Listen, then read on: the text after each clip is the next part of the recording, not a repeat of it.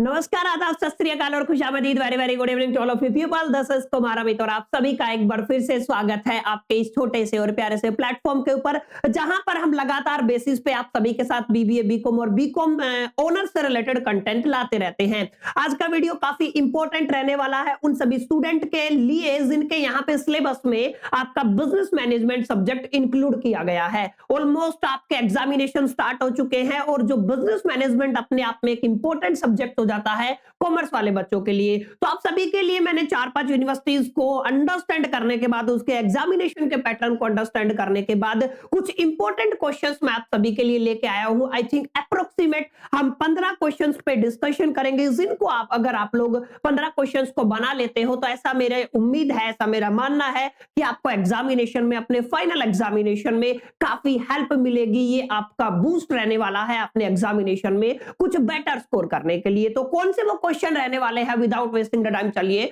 समझते हैं और शुरू करते हैं। देखिए, जैसा कि मैंने बताया, हम डिस्कशन करेंगे बिजनेस मैनेजमेंट के ऊपर। तो बिजनेस मैनेजमेंट अपने आप में एंटायरली एक लंबा सब्जेक्ट हो जाता है। मैं सारे टॉपिक्स कवर नहीं कर रहा हूं। मोस्ट प्रोबेबल, जिनके ज्यादा प्रोबेबिलिटी है, जिनके ज्यादा चांसेस है आपके एग्जामिनेशन में आने के, सबसे पहले 10 क्वेश्चन मैं आपको देने वाला हूं जो आपकी वेरी शॉर्ट आंसर की कैटेगरी में आएंगे और करीब 4 या 5 क्वेश्चन हम लोग लॉन्ग या फिर डिस्क्रिप्टिव मोड वाले डिस्कशन करेंगे। देखिए, सबसे पहला जो क्वेश्चन आपका सबसे बेसिक क्वेश्चन आता है, ये एक इंपॉर्टेंट बात है। अभी तक जब आप लोग बोर्ड के एग्जामिनेशन देते हो ना, या फिर कोई कंपटीशन देते हो, उससे कंप्लीटली यूनिवर्सिटी का एग्जामिनेशन बिल्कुल डिफरेंट होते हैं। यूनिवर्सिटी में कभी भी बच्चे का आईक्यू चेक नहीं किया जाता है, कि बेहद इंपॉर्टेंट बात मैं आप सभी के साथ शेयर कर रहा हूं। आईक्यू बोले तो इंटेलिजेंट क्वेश्चन, ठीक है, जिसके ऊपर पूरा ये फंडा एक तरीके से रचा गया एजुकेशन का। असल में आप लोग देखोगे ना तो 100% फोकस आपका यूनिवर्सिटी एग्जामिनेशन के पैटर्न पे इस तरीके से किया गया है कि they are not preparing the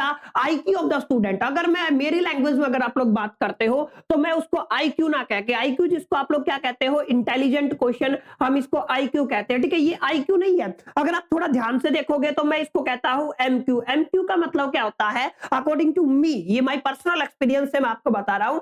MQ का मतलब होता है मेमोरी क्वेश्चन, जहां पे आपको केवल एक कॉन्सेप्ट दिया जाता है। जैसे किताब है ये, बिजनेस ऑर्गेनाइजेशन और मैनेजमेंट का किताब है, इसमें कॉन्सेप्ट आपने रट लिया, कितना शार्प आपका मेमोरी है, तो this is called the memory question. यहाँ पे आपके इंटेलिजेंस का टेस्ट थोड़ी ना हुआ। मैनेजमेंट आप लोगों ने पढ़ा, डेफिनेशन रट लिया, एग्जामिनर ने भी आपसे डायरेक्ट क्वेश्चन पूछ लिया, तो देयर इज नो इंटेलिजेंस। यहाँ पे कोई इंटेलिजेंस नहीं है, यहाँ पे जस्ट आपकी मेमोरी चेक की गई है। और अगर आप ध्यान से देखोगे ना तो एंटायर एजुकेशन सिस्टम इस फिलॉसफी पे काम करता है। तो डोंट वरी, आपके एग्जामिनेशन में, यूनिवर्सिटी के एग्जामिनेशन में 1% भी तब्दीली, बदलाव या चेंजेस होने के चांसेस नहीं है। जो आपको एज इट इज क्वेश्चन मिलेगा, थोड़ा भी दिमाग प्रोफेसर नहीं लगाएगा और आपको भी लगाने की जरूरत नहीं है। जो आपकी किताबों में लिखा है, जो मोस्ट प्रोबेबल है, वही आपके एग्जामिनेशन में एज इट इज आएगा। तो पहला क्वेश्चन हमारा यही से है, जिसको आप लोग बोलते हो explain in brief the concept of the management. Definite सी बात है, हम ऑर्गेनाइजेशन की बात करते हैं, हम मैनेजमेंट की बात करते हैं, तो सवाल आपके मैनेजमेंट से रिलेटेड ही आपसे पूछे जाते हैं। तो आपको इस चीज को समझना है कि जो आपका सब्जेक्ट है, जिसको आप लोग मैनेजमेंट बोलते हो, इस मैनेजमेंट की डेफिनेशन इन डेप्थ आपको क्लियर कर लेनी है। जो भी इसकी डेफिनेशन बनती है,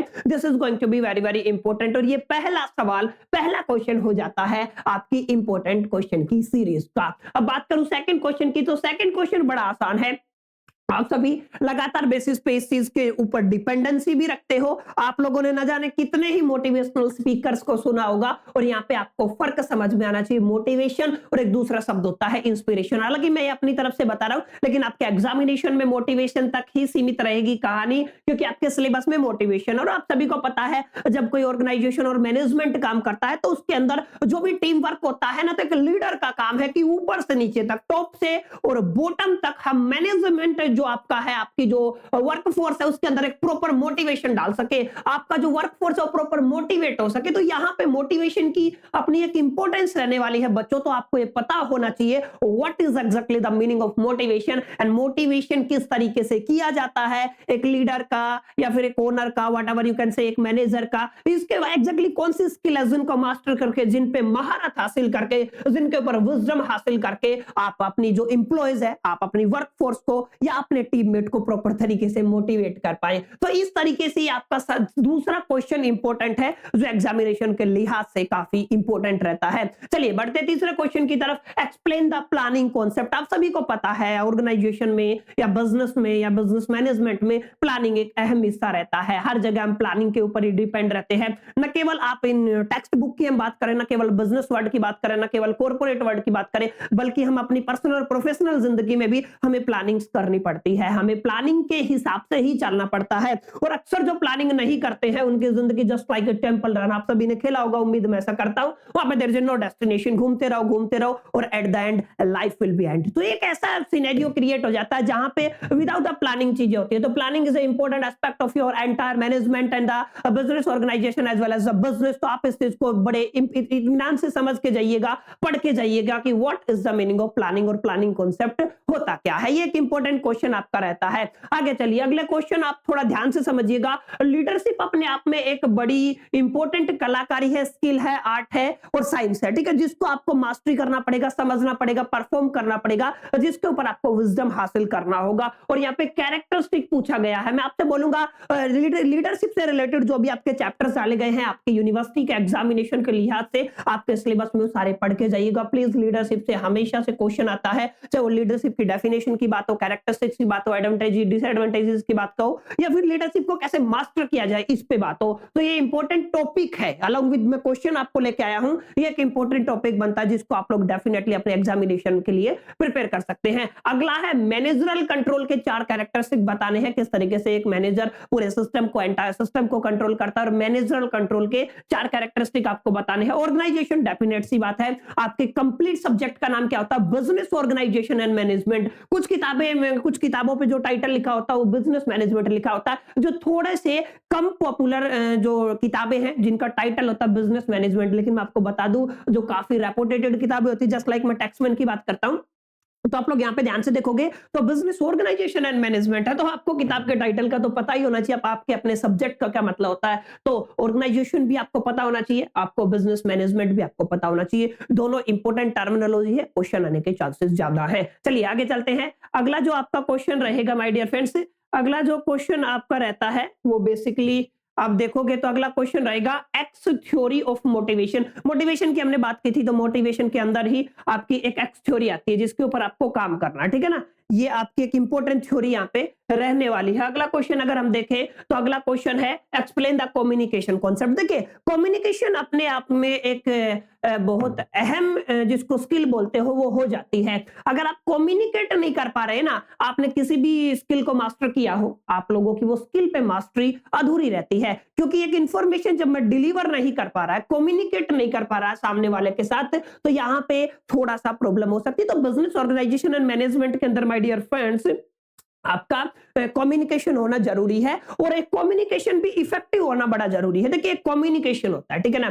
कम्युनिकेशन का मतलब क्या होता है? हर आदमी कम्युनिकेट करता है, गधा भी कम्युनिकेट करता है, 2 नॉर्मल व्यक्ति भी कम्युनिकेट करते हैं, लेकिन उनके कम्युनिकेशन का कोई मीनिंग नहीं होता, कोई डेस्टिनेशन नहीं होता, कोई इंपैक्ट नहीं होता, कोई इफेक्ट नहीं होता, कोई प्रभाव नहीं होता है। लेकिन आपको करना क्या है? आपके जो कम्युनिकेशन को है ना, आपको इफेक्टिव बनाना है। इफेक्टिव का मतलब जब आप एक बात बोले तो आपके बात में वो दम होना चाहिए जो एक बच्चे की या सामने वाले की खोपड़ी से चोपड़ी तक बराबर उसको समझ में आए, ठीक है ना। तो यानी कि आपका कम्युनिकेशन कैसा होना चाहिए?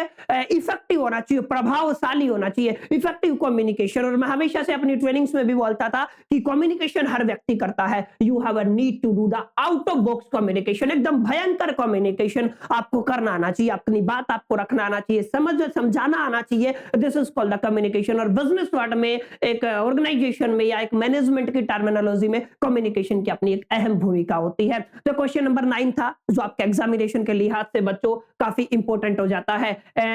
ये 9 वाला क्वेश्चन था। चलिए आगे चलते हैं। आगे आपका क्वेश्चन जो इंपॉर्टेंट रहेगा, why organisation is necessary in management. Management के अंदर जो ऑर्गेनाइजेशन के अंदर मैनेजमेंट क्यों जरूरी है। बेसिक सी बातें हैं आपके, आई थिंक ये पहले ही यूनिट में कवर हो जाती हैं, तो करीब करीब पहले यूनिट से ये सारे सवाल इंपॉर्टेंट बनते हैं। चलिए अब थोड़े बड़े क्वेश्चन पर डिस्कशन करेंगे जो डिस्क्रिप्टिव मोड में आएंगे, जहां पे आपको, जिसको आप लोग लॉन्ग आंसर टाइप क्वेश्चन भी बोलते हैं, जो बड़ा क्वेश्चन होता है, ठीक है ना। यहाँ पे 4 या 5 क्वेश्चन बनेंगे, थोड़ा ध्यान से देखिएगा। पहला क्वेश्चन है discuss the reason for increasing importance of management in the modern age. दो शब्दों पे फोकस कीजिएगा। हम किसकी बात कर रहे हैं? हम बेसिकली बात कर रहे हैं my dear friends modern age की। पहला सवाल तो ये है, पहला जो कीवर्ड है वो ये है, मॉडर्न वर्ल्ड में, मॉडर्न एरा में, मॉडर्न एज में अभी का जो जो अभी का जो टाइम चल रहा है, जिसको आप लोग बोलते हैं फोर्थ इंडस्ट्रियल रिवॉल्यूशन। हम ट्रेनिंग में पढ़ाते थे 4IR, यानी कि इसको क्या बोला जाता था? Fourth industrial revolution. दुनिया में 4 ही रेवोल्यूशन हुए हैं। ये आपके सिलेबस में नहीं है ना, आपको पढ़ाया जाएगा,